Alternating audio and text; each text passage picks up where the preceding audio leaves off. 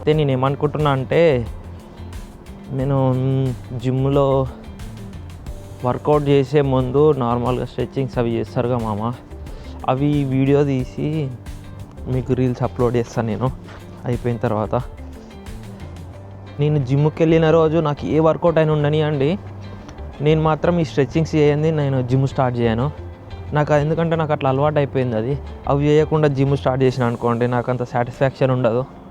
అవి చేస్తేనే నాకు మంచి సాటిస్ఫాక్షన్ వస్తుంది, లేదంటే మంచిగా అనిపించదు.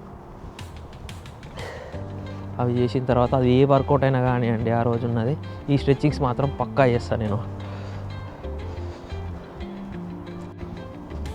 మనం ఫీల్స్ లైక్ -2 టెంపరేచర్లో 20 minutes వాక్ చేసి జిమ్కి పోయి మంచిగా వర్కౌట్ చేసినామంటే ఆ ఫీలే వేరుంటుంది.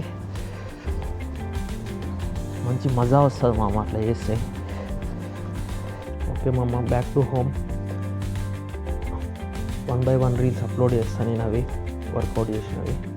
నచ్చితే ఒక లైక్ చేయండి, కామెంట్ చేయండి. రైట్ మామ, జై శ్రీరామ్, కలుద్దాం.